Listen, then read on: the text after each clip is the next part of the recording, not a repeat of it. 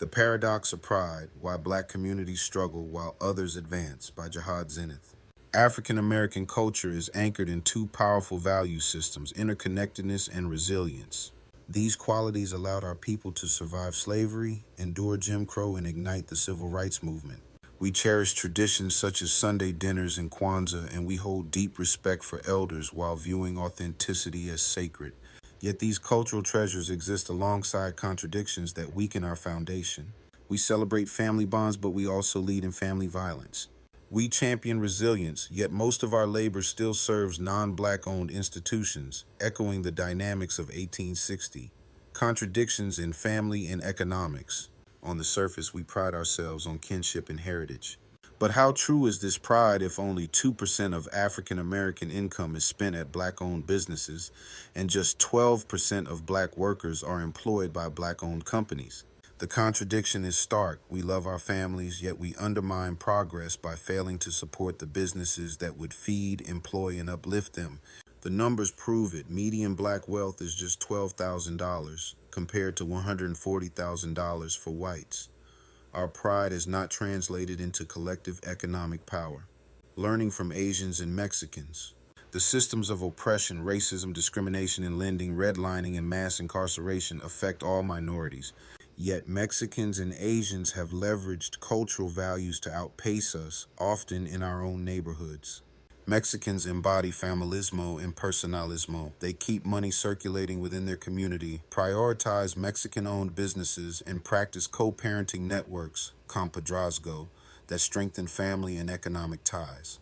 Asians live by guanxi, reciprocal trust, and an in-group preference that makes Asian-owned enterprises flourish. Their cultural hierarchy emphasizes respect, while their prioritization of education builds long-term wealth. The result is visible. Asians hold a median wealth of over $500,000, Hispanics around $20,000, while African Americans remain at the bottom, despite having fought some of the hardest battles for civil rights. The weight of history, why the difference?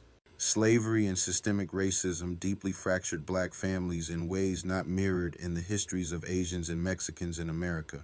Our sense of family was deliberately attacked, children separated, men emasculated, women exploited. Later, mass incarceration and urban displacement continued the cycle. While others built enclaves of trust and commerce, African Americans were often denied ownership of land, homes, and businesses. We are resilient, but resilience without strategy is survival, not prosperity. The cost of violence and disunity. The contradiction runs deeper. While we take pride in unity, statistics show otherwise. Black families lead in sibling violence, 54.8%, parent-child violence, 45.5%, and partner violence, 44.8%. Violence fragments families, destroys trust, and erodes the very interconnectedness we celebrate.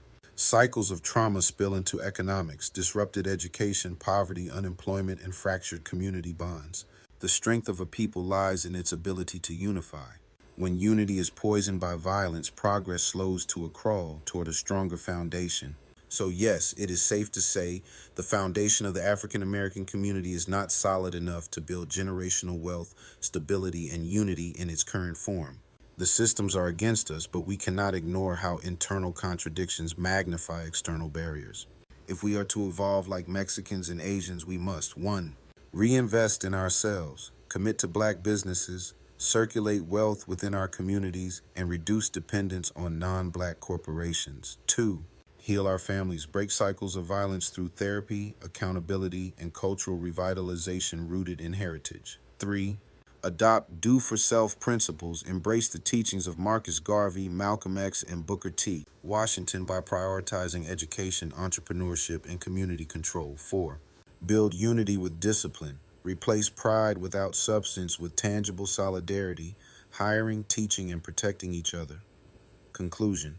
The paradox of pride without progress must end. We cannot boast of resilience while our children inherit poverty, nor proclaim interconnectedness while our communities fracture from within. Asians and Mexicans show that despite systemic barriers, loyalty and self-sufficiency yield progress. The Black community has the raw material, history, culture, and resilience. What we lack is alignment between values and actions.